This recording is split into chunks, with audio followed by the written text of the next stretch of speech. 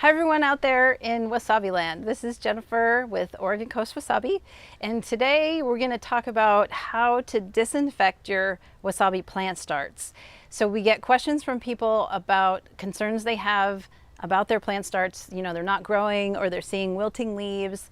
And then what we normally do is to make the recommendation to them about how they can disinfect them, because if the plants are looking wilty or not growing very well, odds are pretty good that there's some kind of bacterial or fungal pathogen at work. And this way you can take the plant start out and disinfect it and ideally save your plant start. So two things in this process. One involves actually disinfecting the plant start, and I'll show you how to do that. And the other involves though cleaning the pot and also putting in new soil. So after you disinfect your plant start, you want to make sure that you put it back into a clean pot with fresh soil. So don't use the same soil because the pathogens are in that soil. So you'll just dump the soil out, put it in your compost pile or something, take your pot, wash it with some warm soapy water, you know, nothing major here, and then put some fresh soil back in it.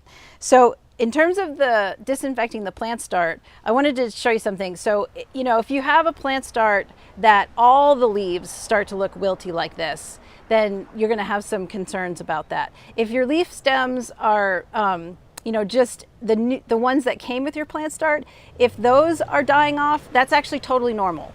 So if it's that you're getting new leaves, the new leaves coming out of the middle of the plant, like this little guy here, if you're getting new leaves and those start to wilt, that's when you're going to have some concerns. So the first thing you want to do is rinse off your plant start. You want to we're just going to try to get off as much of the old soil as possible. And you can do this in the sink or, you know, use a hose or whatever. So just rinse off as much of the soil as you can. And then, you know, by the way, this isn't going to hurt your plants. Just, this is probably going to sound a little bit strange, but it really doesn't hurt them at all. So obviously I skipped up to step. First you want to, you know, you're going to take your plant start out of the pot. So you're actually going to unpot these. So take them out of the pot, rinse them off, and then you're going to take however much water you want. The instructions that we give are based on a gallon of water because it's just an easy size to work with. So this is about a gallon of water. So take your plant start and put it in the gallon of water, and you're going to use bleach. So just regular bleach that you have down in the basement with your laundry, like just laundry bleach. And you're going to put 3 to 4 tablespoons, this is a tablespoon, of the bleach in the water. I like to use 4. And then let the plant start sit in that water for 20 or 30 minutes, okay? It's gonna soak, and the bleach is gonna kill off any of the pathogens that are on the roots, but it's not gonna damage any of the healthy root material. If you don't have bleach, you can also use hydrogen peroxide. So if you have hydrogen peroxide in your first aid kit, use that. Same amounts, 3 to 4 tablespoons in a gallon of water for about 20 to 30 minutes. If you forget and the plant's in there for an hour, it's really gonna be fine.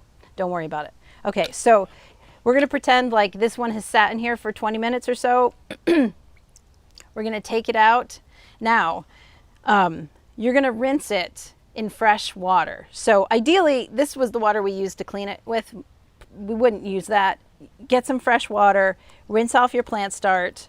You just wanna rinse off the bleach or the hydrogen peroxide mixture, and then you're good.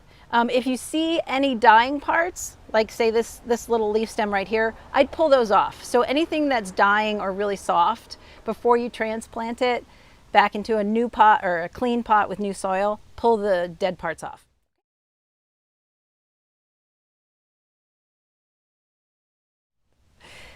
Couple more final things. When would you do this? You only do this if you have concerns about the plant start and you think that it's not looking healthy. So if the plant is struggling to, you know, there's not a lot of new growth, or particularly if the leaves start to look really wilty or it starts to look soft or dried out, but you're giving it enough water, that's when you want to do this. So if your plant's looking healthy and you're just kind of waiting for some new growth, don't do this, because it is disruptive to the plant. So only if you have concerns. And then the second thing is, don't do this very often. Ideally, you only do this once in the lifetime of your plant. So you do this, your plant's healthy, you don't need to do it again. If you need to, if you think you need to do it again because you're worried it's starting to look wilty, make sure you have like a couple of months in there in between. All right? Okay, that's it.